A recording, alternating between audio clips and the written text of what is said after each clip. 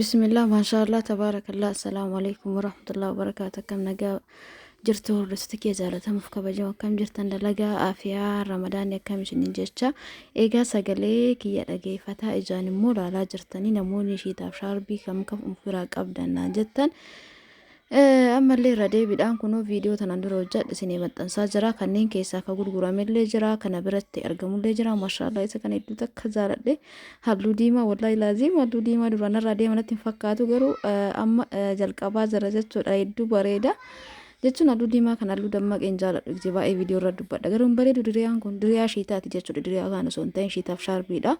Kanneen keessaa kan gurguramillee jira, kan gurguramillee jira. Namoonni iidaaf barbaanna jettan guyyaa 2-3-4 galchitanii iidaaf uffata maatiif na ergi obboleettii tiyyaaf na ergi naan hin jedhina.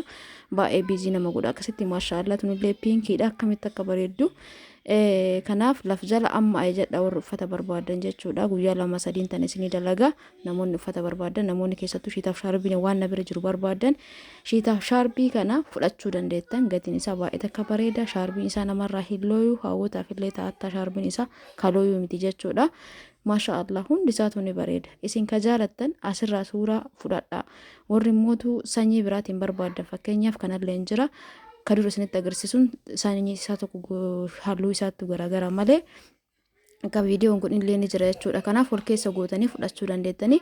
As keessa ka jalqabarra sun qarshii 4,000 ka ammaa kun qarshii 3,000 illee jira, kan 3,500 illee jira. Kun fakkeenyaaf amma inni kun 4,000 irratti shaarbii isaatti garaagarummaa qaba. Shiita jechuudha. Namoonni baay'een diriyaa kaanii diriyaa hojjan diriyaa shiita jechuun beekamaadha. Amma shaarbii fi shiita jechuudha. Jala shiita diriyaa miti garuu diriyaa shiita jenneetiin beekama. Maashaallah tabaarakallah hedduu akka bareeda. Hiidaaf namoonni barbaadan fudhachuu dandeettanii isin jaa itti aansuun qamisii horinaa gaafataa jirta. Fakkeenyaaf qamisii kana tanaan duraanii kaawwan keessaa isa kana fayyadamee isinitti agarsiisee ture jechuudha. Kana waan ta'eef haalli isaa akkana jira. Harkuun isaallee namatti tola, hidhannaa qaba. Yoo garmalee dheertuu taatan isinitti ta'uu dhabuu danda'a. Haga garuu meetiraaf 60 ni ta'a. Fudhachuu dandeettan. Inni biraa immoo nan asirratti isin hubachiisuu dhufe namoonni shaarbii qofa gizee tokko viidiyoo gootee turtinaan jettan dhugaadha. Viidiyoo kana shaarbii isaa addatti fudhachuu ni dandeettan jedhee viidiyoo godhee ture jechuudha. Viidiyoo margaartan kana garuu ammaan tana gurguree fixee jira. Ka addaa kana namoonni jalqabarra fudhatanii fixanii jiru jechuudha. Amma kana bira jiru shaarbiiwwan kunniin diriyaa isaa wajjin akka seensarratti dura isinitti mul'isanitti ni jira.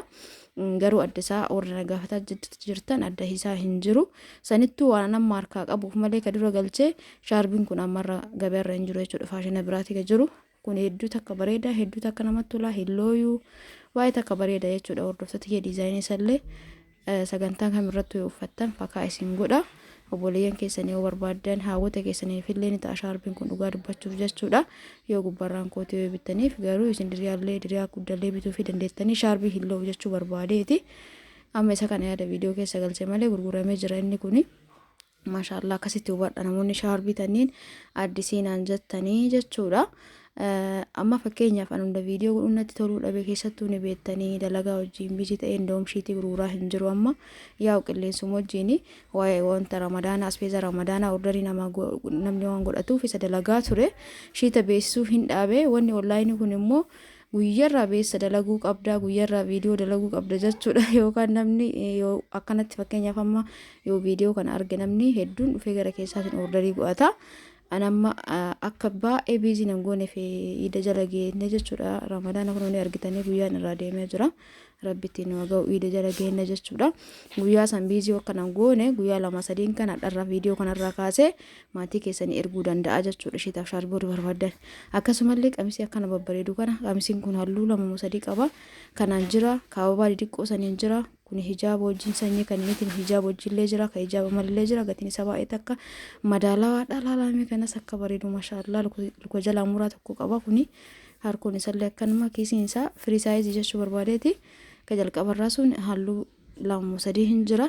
Hundumaafuu wal keessa gootanii fudhachuu dandeettanii namoonni obboleeyyan keenyaa barbaadan jettan jechuudha.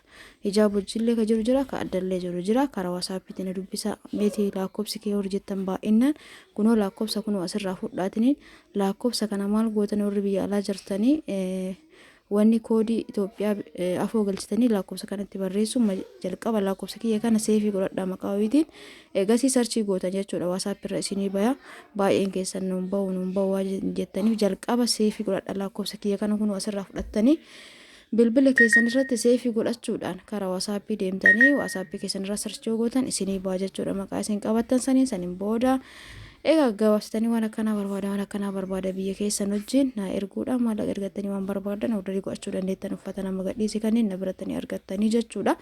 Namoonni dura na biraa qabdan immoo bilis na biraa fudhadhaa jechuudha. Hordoftoota kiyyaa uffatallee meeshaalee warri na biraa qabdan biizii bakki biizii ana qofaa miti bakki illee biizii ta'e waan ta'eef bakki waa kaa'u na biraa fudhaa bilis hundi keessanuu hadaraa isinitti haa ta'u. YouTube kana immoo subscribe like share gochuu hin dagatina.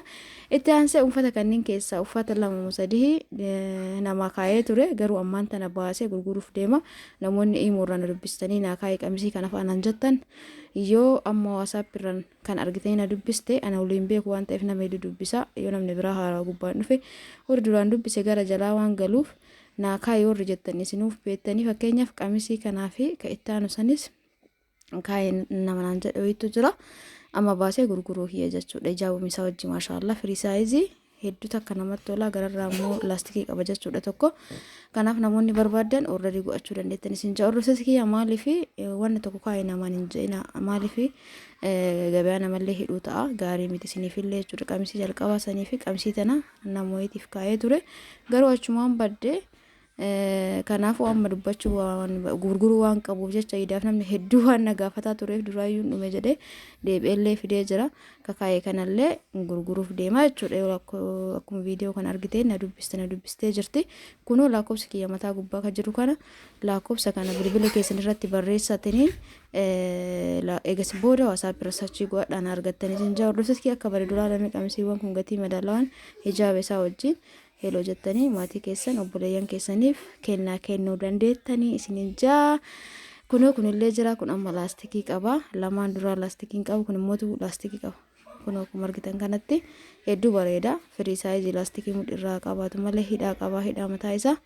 Egaa qamisiiwwan amma argitan kana hunda keessaa akka gurgurame jira. Ka deebi'ee immoo itti aansee ajajee fide kanuma ta'ee namni hedduu waan jaalateef itti deebi'ee ka fide jira. Hijaaba isaa wajjin namoonni barbaadan heloo jettanii fudhachuu dandeettan isinin jaa. Hordoftoota kiyya hundumaafuu lakkoofsa kiyya warri na gaafattan viidiyoo jalqabaa haga dhumaatti ilaalaa. Viidiyoo keessa jira waan ta'eef yoo argitan iskiriinii viidiyoo gubbaarratti ni argattanii jechuudha. Deebi'ee qamisii kanallee warri na gaafattan ajajee jira.